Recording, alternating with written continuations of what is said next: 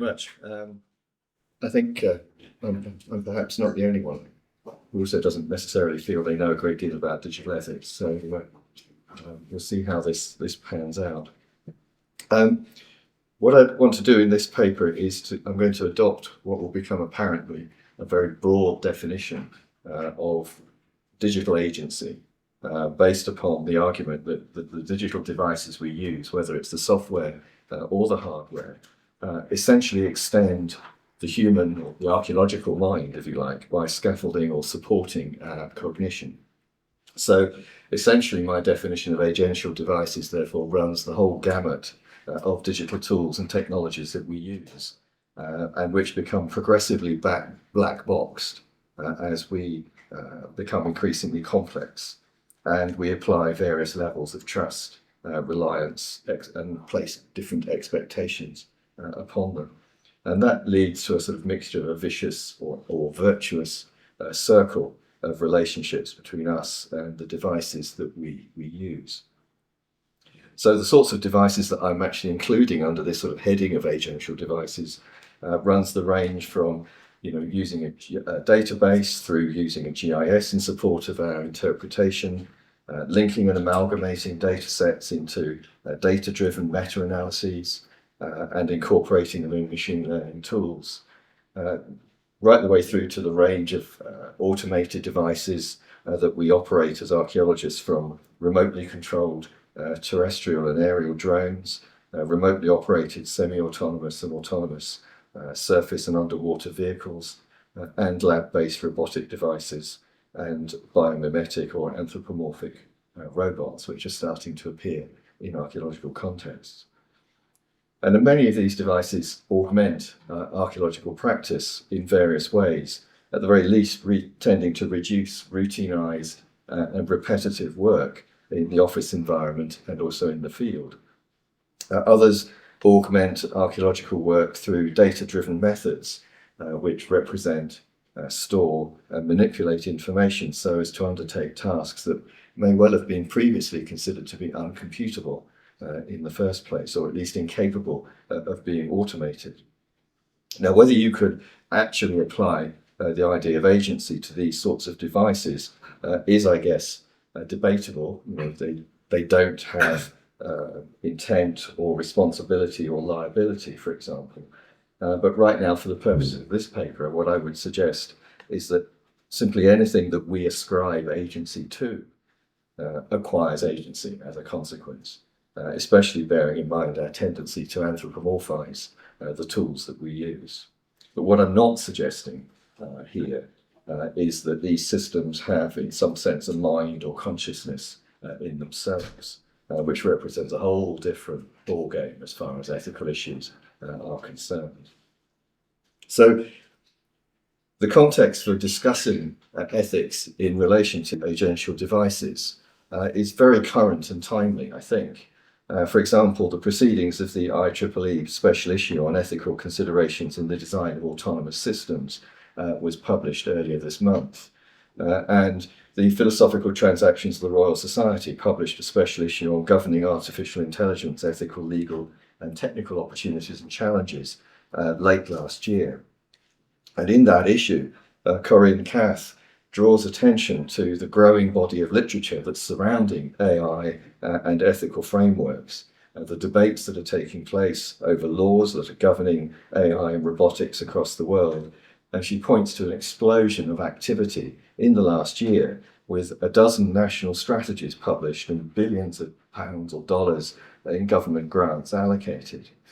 And she also notes the way that many of the leaders in both the debates and the technologies tends to be based in the USA, which in itself presents an ethical issue in terms of the extent to which AI systems and their like mirror US culture rather than socio-cultural systems elsewhere around the world.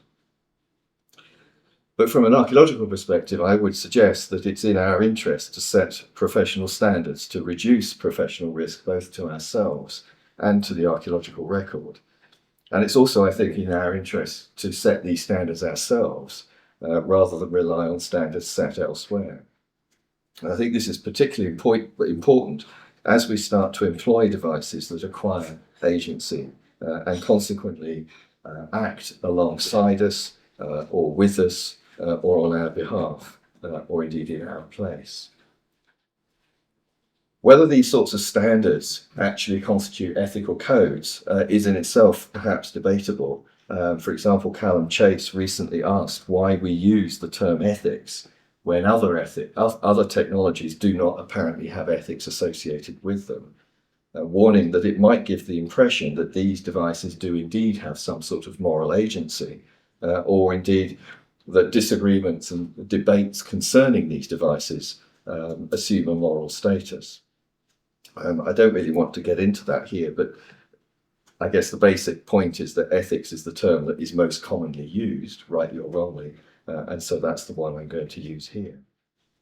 So whether we're talking about ethics or whether we're talking about standards, the first issue is to determine the scope.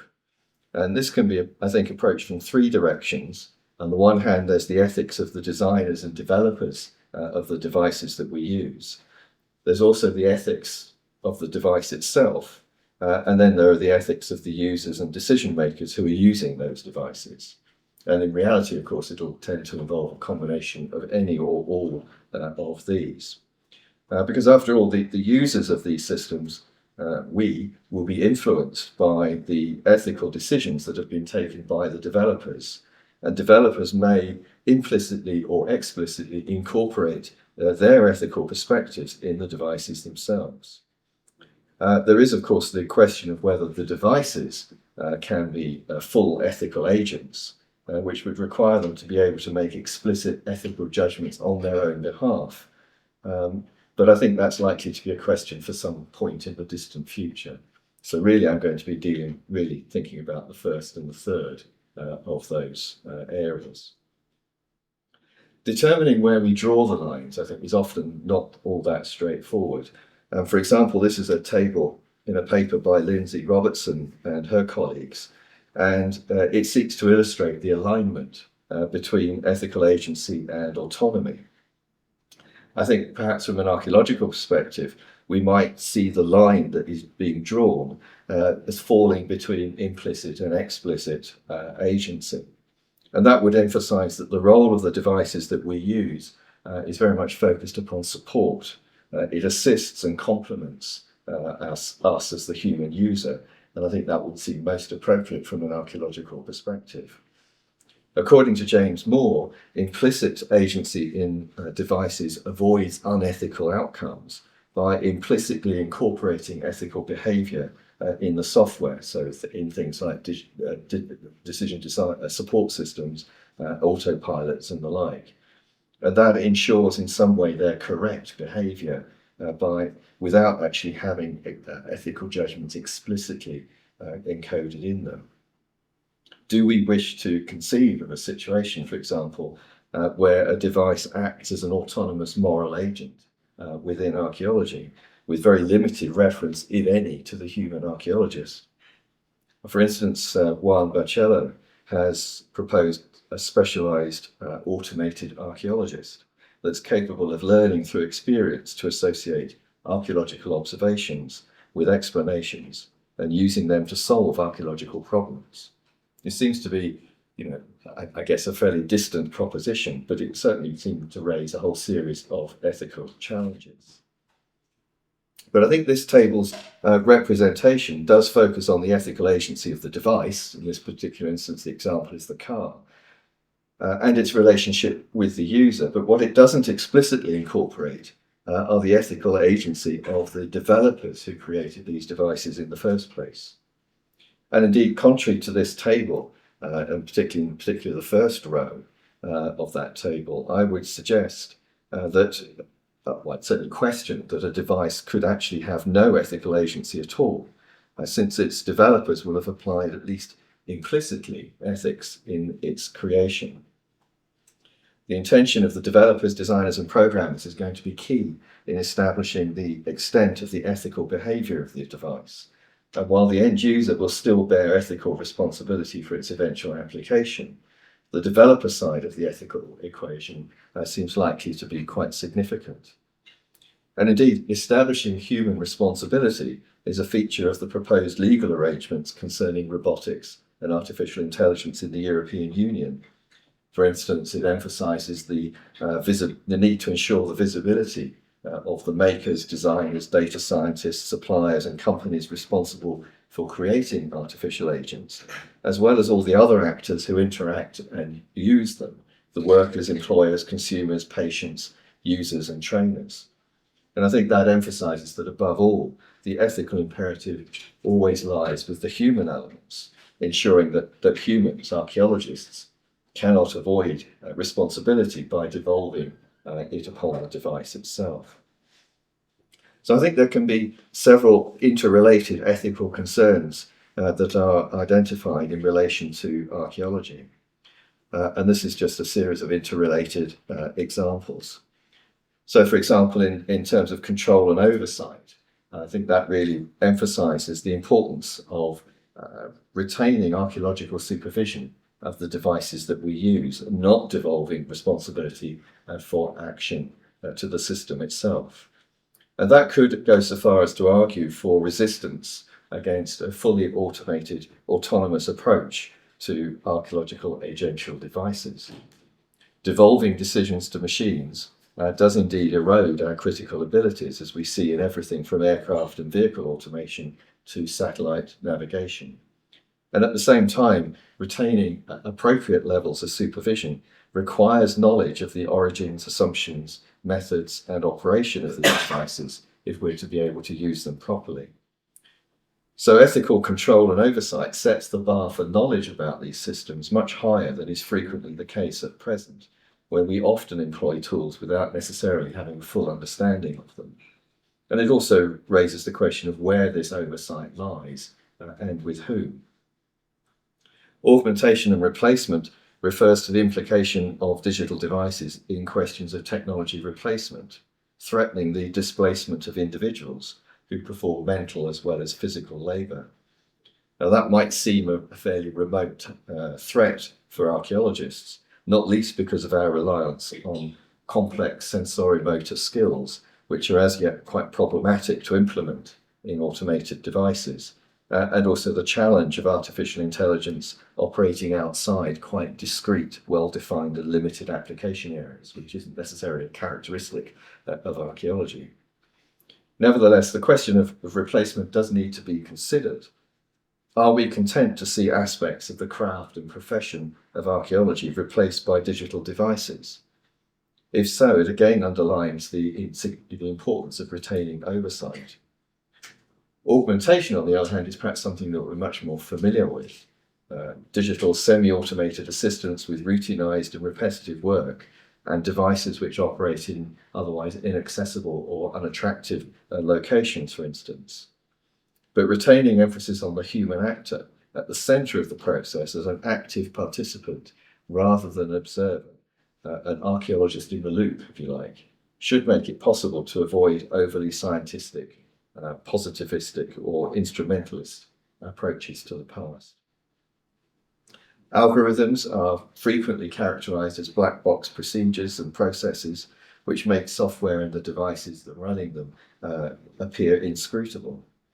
And leaving aside the undesirability of not knowing how something has been arrived at, inscrutability can also disguise a range of hidden biases, which, whilst they may ultimately have their origins in the human biases of the original creators, will ultimately impact on the system's outputs in the form of discrimination or cultural bias, as has been famously demonstrated in recent examples of facial recognition systems, for example.